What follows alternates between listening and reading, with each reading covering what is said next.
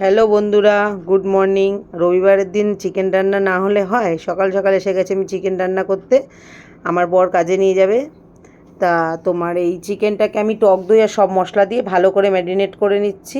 এবার আমি এটাকে প্লেট দিয়ে ঢাকা দিয়ে আধা ঘন্টা ডিপে ফ্রিজে রেখে দেবো। তোমরাও রেখে দিতে পারো। দেখো আমি আধা ঘন্টা ডিপ ফ্রিজে রেখে দিলাম।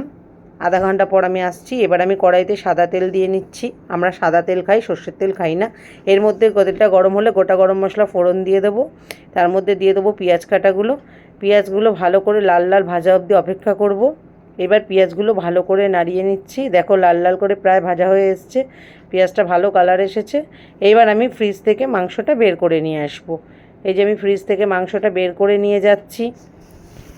ফ্রিজের মাংসটা দেখো কত সুন্দর কালার বেরিয়েছে। এই যে পেঁয়াজটার মধ্যে এবার আমি চিকেনটা ঢেলে দিলাম। ঢেলে দিয়ে আমি আলুগুলো ভাজিনি, এর মধ্যে এমনি আলুগুলোই আমি দিয়ে দেবো। তা আমি আলুগুলো দিয়ে ভালো করে নাড়িয়ে নেব। দেখো কত সুন্দর কালার বেরিয়েছে আমার মশলা না কষাতে। আলু দিয়ে আমি ভালো করে নাড়িয়ে নিচ্ছি। এবার আমি চাপা দিয়ে আধা ঘন্টা রেখে দেবো লো ফ্লেমে। আধা ঘন্টা পর আমি ঘুরে আসলাম। আধা ঘন্টা পর দেখো আমার চিকেন প্রায় রেডি। এই যে আমি একটু লো ফ্লেমেই করি, হাই ফ্লেমে করি না। আমার চিকেনের স্বাদটা ভালো আসে, মশলার গন্ধটাও চলে যায়। এই যে আমি আরেকটু নাড়িয়ে নিলাম। আমার গরম মশলা টশলা সব দেওয়া ছিল। এবার আমি ভালো করে নাড়িয়ে নিয়েছি। দেখো তোমরা দেখো চিকেনটার কত সুন্দর কালার এসেছে। দেখো আমি নামিয়ে নিলাম, কত সুন্দর লাগছে।